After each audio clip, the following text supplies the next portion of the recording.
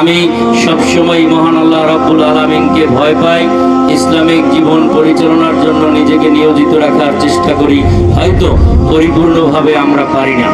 আমি চেষ্টা করব এই মাদ্রাসা এবং এই যে শিক্ষার্থীরা কোমলমতি যারা মহান আল্লাহর ধর্মগ্রন্থ আল কোরআন সবক নিচ্ছেন, ভবিষ্যতে তাদের যে কোনো প্রয়োজনে আমার সামর্থ্য অনুযায়ী আমি তাদের পাশে থাকতে চাই। আল্লাহির রহমানির রহিম।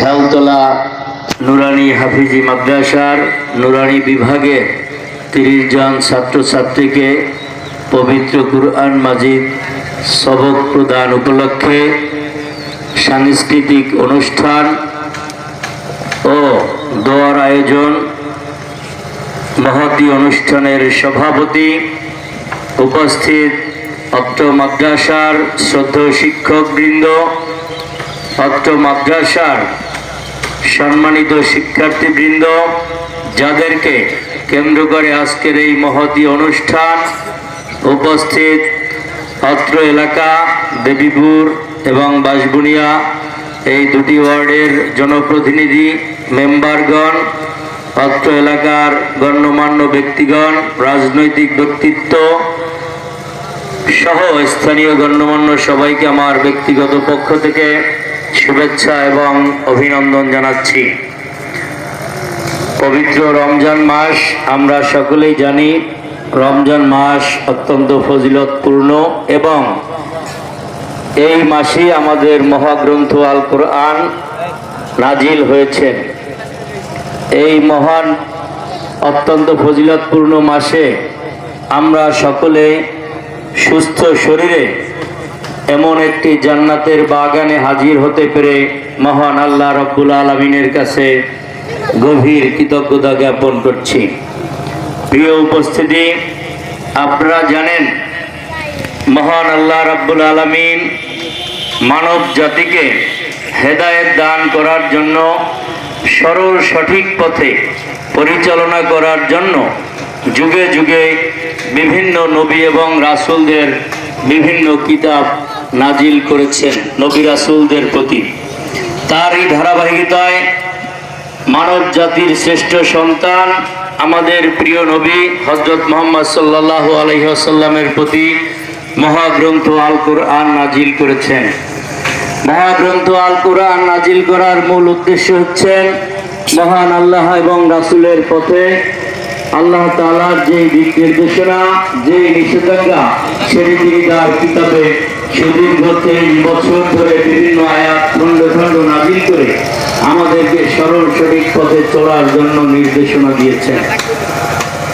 পবিত্র কোরআন তেলাওয়াত এবং এই পবিত্র কোরআনের যেই কত গুরুত্ব, সেটি হয়তো আমি ব্যাপকভাবে আলোচনা করতে পারবো না, কেননা এখানে অনেক আলেমরা রয়েছেন, অনেক বিজ্ঞ ব্যক্তিত্ব রয়েছেন, তাদের জ্ঞান পবিত্র কোরআন সম্পর্কে অনেক বেশি বৃহৎ।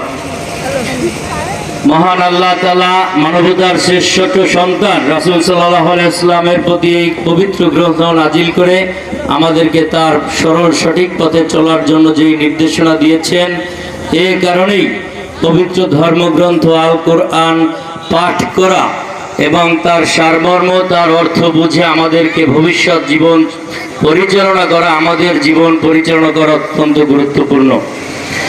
মহান আল্লাহ তাআলার পবিত্র কোরআনে আমাদের যেই নির্দেশনা দিয়েছেন, আমরা যেন সেই নির্দেশনা অনুযায়ী অতীতে যেই ভুল ত্রুটি আমরা করেছি, সেই ভুল ত্রুটি ক্ষমা চেয়ে সামনের দিনে পথ চলতে পারি। মহান আল্লাহ তাআলা আমাদের সকলকে সেই তৌফিক দান করুন। আপনারা জানেন এই পবিত্র ধর্মগ্রন্থ আল কোরআন সম্পর্কে আমাদের রাসূল সাল্লাল্লাহু আলাইহি ওয়াসাল্লাম বলেছেন, যেই ব্যক্তি পবিত্র কোরআন তেলাওয়াত করেন এবং অন্যদেরকে তেলাওয়াত করান, তিনি আমাদের শ্রেষ্ঠ সন্তান, তিনি শ্রেষ্ঠ মানুষ হিসাবে আমাদের মাঝে পরিচিত হন।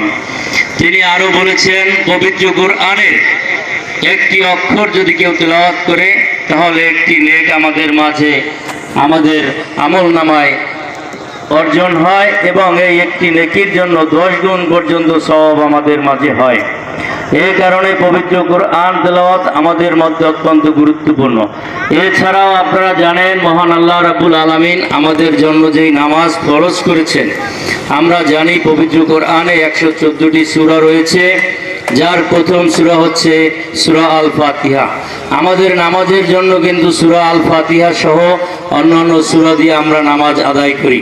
সুতরাং এই যে সূরা আল ফাতিহা কিন্তু পবিত্র কোরআনের একটি অংশ।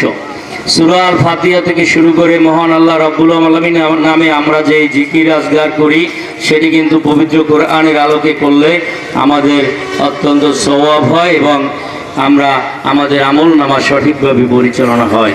প্রিয় উপস্থিতি, রাসূল সাল্লাল্লাহু আলাইহি ওয়াসাল্লাম আরও বলেছেন, আমরা যারা এই পবিত্র কোরআন তেলাওয়াত করি, এই পবিত্র কোরআন কিন্তু আমাদের পরবর্তী জীবন অর্থাৎ আখিরাতে আমাদের জন্য সুপারিশ হিসেবে থাকবেন। আমরা যে যত বেশি পবিত্র কোরআন তেলাওয়াত করি, আখিরাতের দরজা আমাদের জন্য তত তাড়াতাড়ি খুলবেন এবং আখিরাতের যেই পুলসিরাত আমরা তত তাড়াতাড়ি পার হতে পারবো যে যত পবিত্র কোরআন তেলাওয়াত করি। এখানে আমরা অনেকেই বলেছি, আমরা এখানে 30 জন ছাত্রীদের যেই পবিত্র কোরআন সবক দিব, আমরা যদি আমাদের একটি সন্তানকে কোরআনে হাফেজ বানাতে পারি, ইহলৌকিক জীবনে আমরা অনেকেই বাড়ি গাড়ি অট্টালিকা কোটি কোটি টাকা ব্যাংক ব্যালেন্স করি, যাহা কিন্তু সাময়িক। আমরা যে কোনো সময় মারা যেতে পারি। আমাদের পরবর্তী প্রজন্মের জন্য যারা আমরা রেখে যাই, আমাদের পরবর্তী প্রজন্ম কিন্তু অনেকে বেলাইনে চলে যায়, নেশাগ্রস্ত হয়, অনেকভাবেই কিন্তু আমাদের সম্পদ ক্ষতিগ্রস্ত হতে পারে। সুতরাং আমরা যেই সম্পদ অর্জন করি সেটা কিন্তু সাময়িক এবং সেটা যে কোনো সময় ধ্বংস হয়ে যেতে পারে। কিন্তু আমরা যদি একটি সন্তানকে কোরআনে হাফেজ বানাতে পারি এবং সেই সন্তান যদি সঠিকভাবে ভবিষ্যৎ পরিচালনা করেন, তাহলে কিন্তু এই সম্পদ আমাদের পৃথিবীর কোটি কোটি টাকার চেয়ে অনেক গুরুত্বপূর্ণ এবং যেটা স্থায়ী সম্পদ। আমরা পরকালেও এই সম্পদের যেই ফলাফল আমরা কিন্তু পরকালেও এটা ভোগ করতে পারবো। আমাদের সন্তান যদি পবিত্র কোরআনে হাফেজ হয়, তিনি কিন্তু জান্নাতের জন্য তার বাবা মা সহ অনেকেই সুপারিশ করতে পারবেন। সুতরাং এই ইসলামিক শিক্ষা, এই পবিত্র কোরআনের গুরুত্ব আমাদের মাঝে অত্যন্ত গুরুত্বপূর্ণ। আমরা ইহলৌকিক জীবনের প্রতি লোভ মায়া সম্পদের প্রতি ত্যাগ করে আমরা ইসলামিক জীবন কোরআন এবং হাদিসের আলোকে আমাদের ভবিষ্যৎ পথ চলা নিশ্চিত করব। মহান আল্লাহ তাআলা আমাদের সেই তৌফিক দান করুন। অনেকে এই প্রতিষ্ঠানের সহযোগিতা, এই প্রতিষ্ঠানের কমিটি থেকে শুরু করে আপনারা আমাকে অনুরোধ করেছেন যেন আপনাদের সাথে থাকি। আমি সবসময় মহান আল্লাহ রাব্বুল আলামিনকে ভয় পাই, ইসলামিক জীবন পরিচালনার জন্য নিজেকে নিয়োজিত রাখার চেষ্টা করি। হয়তো পরিপূর্ণভাবে আমরা পারি না। আমি চেষ্টা করব এই মাদ্রাসা এবং এই যে শিক্ষার্থীরা কোমলমতি যারা মহান আল্লাহর ধর্মগ্রন্থ আল কোরআন সবক নিচ্ছেন, ভবিষ্যতে তাদের যে কোনো প্রয়োজনে আমার সামর্থ্য অনুযায়ী আমি তাদের পাশে থাকতে চাই। আমি সকলের পাশে থাকব এই প্রত্যাশা জ্ঞাপন করে আপনাদের সবার প্রতি আন্তরিক কৃতজ্ঞতা জ্ঞাপন করছি।